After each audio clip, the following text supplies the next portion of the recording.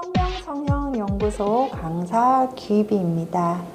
시청 전에 구독과 좋아요 부탁드리겠습니다.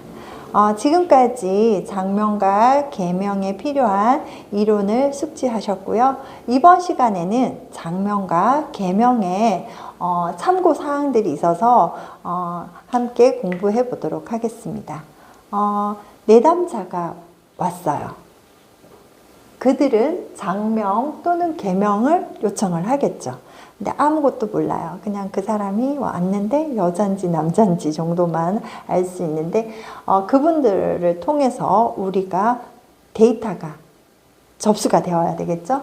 첫 번째로는 성, 김씨냐, 이씨냐, 뭐 정씨냐 이런 성에 대한 거를 들을 수가 있고요. 두 번째로는 태어난 생년, 월, 일, 그리고 시간. 요거를 알 수가 있죠. 그리고 세 번째로는 성별.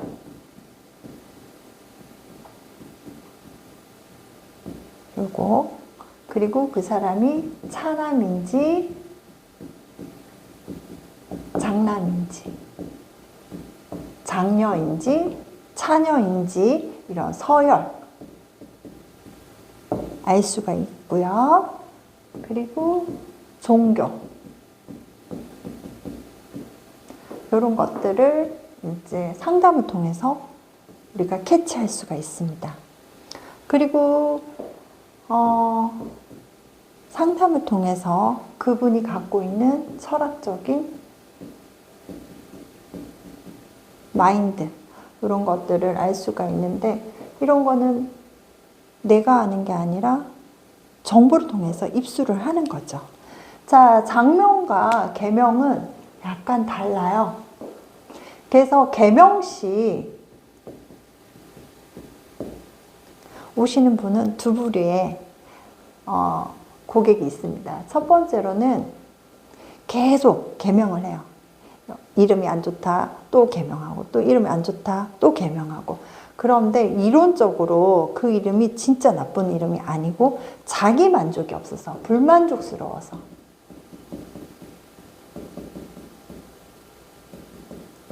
계속 계명을 의뢰하시는 분이 계시고요. 두 번째로는 정말 뭔가를 할 때마다 브레이크가 걸려서 답답함. 그래서 살펴보면은 장명 문제가 있어서 오시는 분 이렇게 구분 지을 수가 있습니다.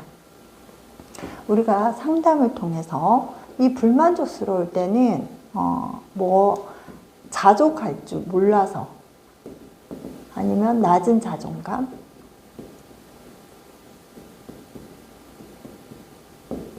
이런 게 상담을 통해서 캐치를 할 수가 있습니다. 그러면 많은 얘기를 들어줌으로써 이 사람의 문제점이 뭔가를 파악하는 게 가장 중요해요. 그래서 스스로 이런 거를 극복해 나갈 수 있게끔 리더를 좀 해주시는 게 중요할 거고요.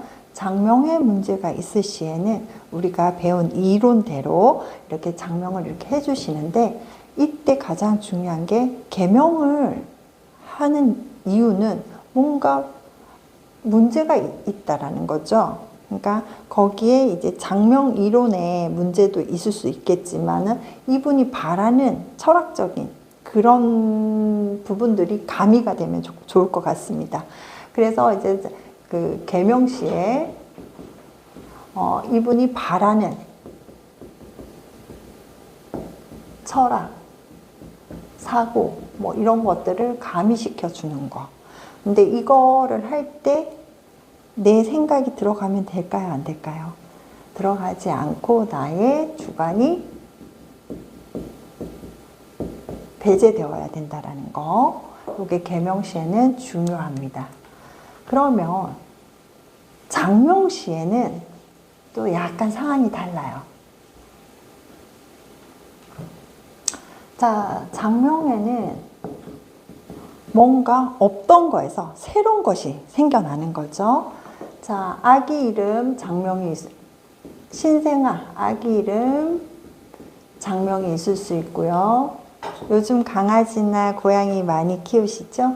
그래서 애견 장명이 있을 수 있고, 또 이렇게 사업장이나 이렇게 가게 상호 이런 장명, 또는 호, 예명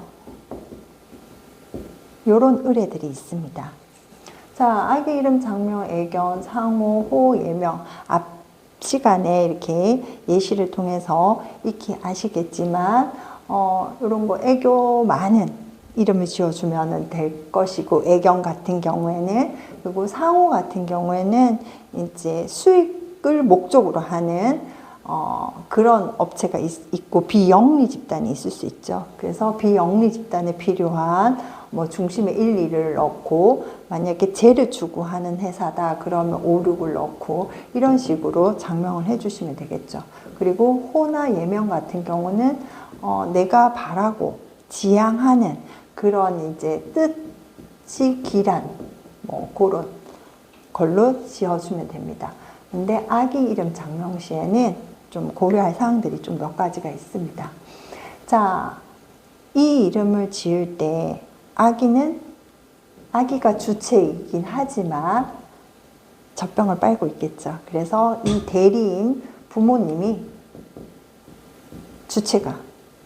주체를 대신해서 이렇게 의뢰가 들어오는 거죠. 그러면 이제 아이의 태어난 연월